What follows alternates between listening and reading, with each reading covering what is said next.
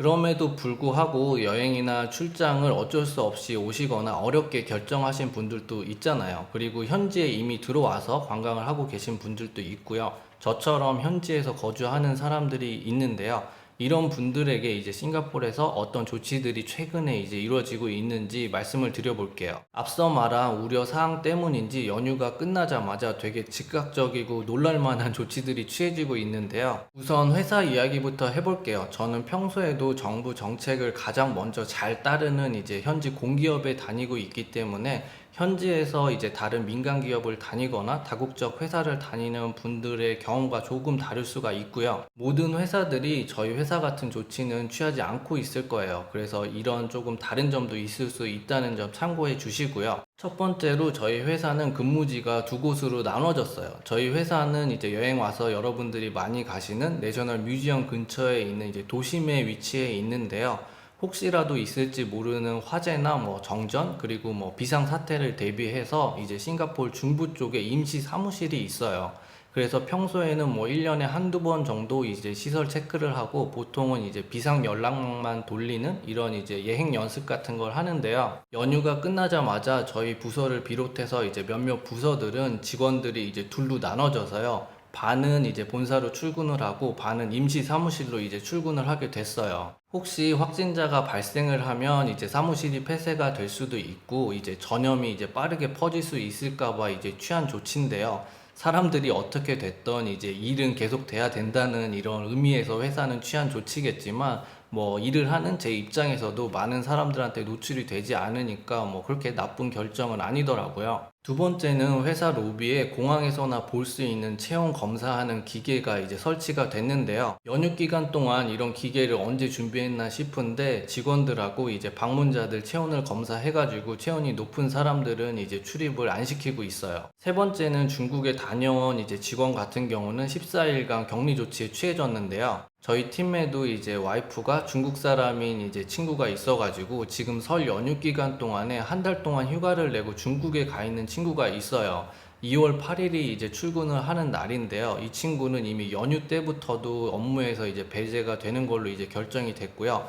출근을 해서 보니까 인사팀에서 이런 직원 같은 경우는 14일간 병가를 써서 자가 격리하라 이렇게 결정이 내려졌어요. 이 친구 같은 경우는 큰 문제가 없다면 거의 50일 가까이 이제 쉬게 되는 셈인데요. 유급 휴가라서 이렇게 쉬고 있는 기간 동안에도 이제 회사에서 월급은 나오는 걸로 다 결정이 됐고요. 그리고 나머지 직원들도 회사에서 이제 자동 응답이 가능한 이제 단체 문자 메시지가 다 보내져 가지고요. 최근에 중국 여행을 다녀왔는지 아니면 중국에서 이제 싱가포르로 가족이나 친척 등에 방문한 사람들이 있는지 이런 조사가 다 이루어졌고요.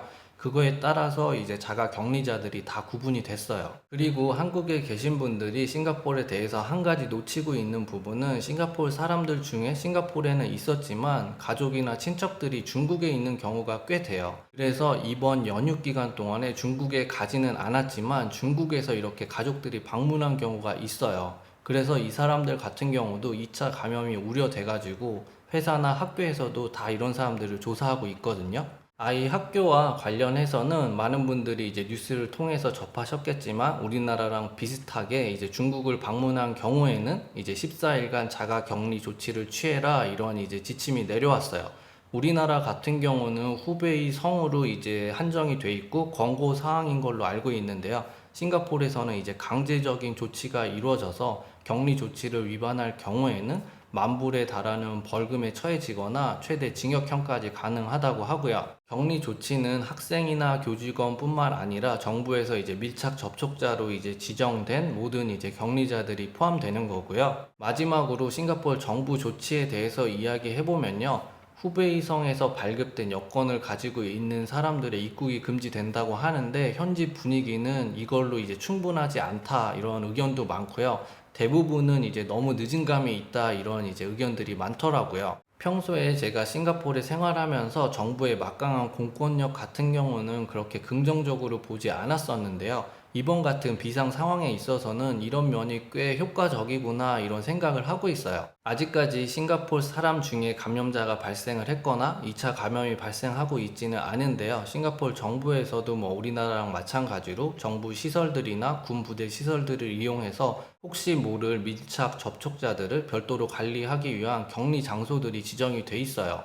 그런데 이것도 이제 충분하다고 생각을 하지 않아서요. 지난 일요일 날 거의 뭐 기습적으로 싱가포르에 있는 3대 대학이 있거든요. 우리나라로 치면은 뭐 서울대, 연고대에 해당하는 곳인데요. 싱가포르 국립대학교, 경영대학교, 난양 공대 이 세 곳의 기숙사들을 이제 격리자들을 수용할 수 있는 격리 장소로 지정을 했어요. 그래서 기숙사에 있던 외국인 학생들은 별도의 새로운 장소로 다 이동이 됐고요.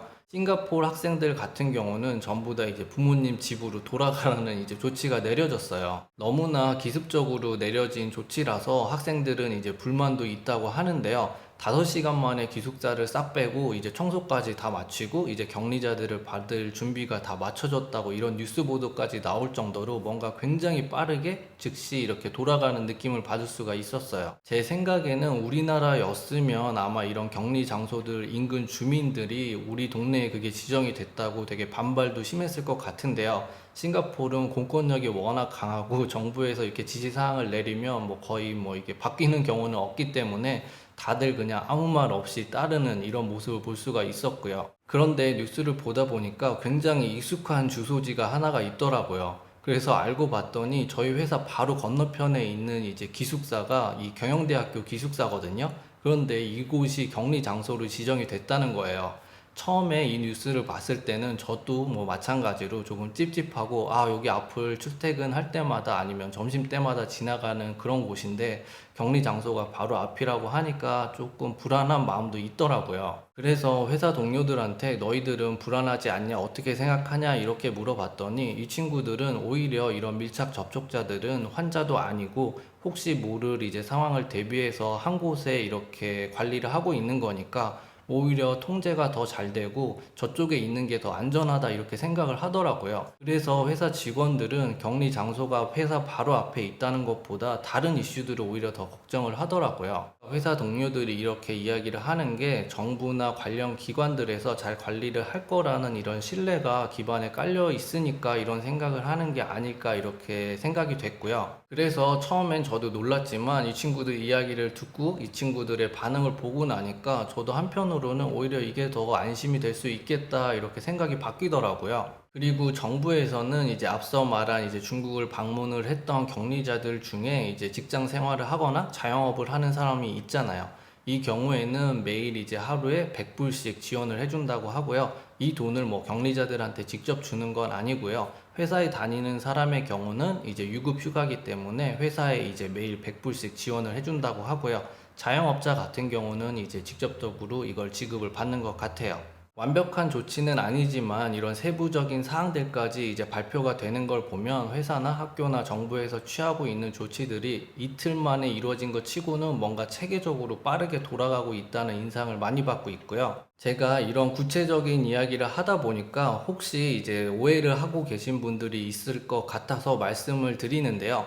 제가 7년째 싱가포르에 살면서 영주권을 취득하고 지내고 있는데요. 평소에 지내면서 현지인들의 사회 인식이나 아이 교육 그리고 이제 정부에서의 이런 조치들에 대해서는 그렇게 긍정적으로 바라보지 않고 있는 면이 많아요. 그래서 언제까지 아이를 이곳에서 키울 수 있을까 이런 생각도 많이 하고 있는데요. 평소에 이제 조금 부정적으로 봤던 모습들이 이런 비상 상황에서는 긍정적인 면이 있구나 싶어서 오늘 이렇게 이야기를 해봤고요. 제가 얘기한 몇몇 구체적인 대응들이 흔히 말하는 뭐 싱가포르 뽕에 빠져서 이야기하는 것도 아니고요. 우리나라랑 비교를 하려고 이야기하는 건 아니니까 뭐 댓글로 과한 반응들은 보이지 않으셨으면 좋겠고요. 싱가포르 동료들도 오히려 한국에서 전세기를 띄워서 우한에서 교민들이나 우리나라 사람들을 이제 데려오는 거에 대해서 되게 부러운 눈빛으로 많이 바라봐요. 이렇게 각 나라들마다 취하고 있는 조치들도 조금씩 차이가 나고 서로 이제 가지고 있지 않은 부분에 대해서는 이제 부러운 눈빛으로 이제 쳐다보기도 하는데요. 현지에 거주하고 있는 제 입장에서는 뭐 앞으로 갑자기 환자가 늘어날 수도 있고 2차 감염이 시작되면 뭐 저조차도 뭐 패닉에 빠질 수도 있겠지만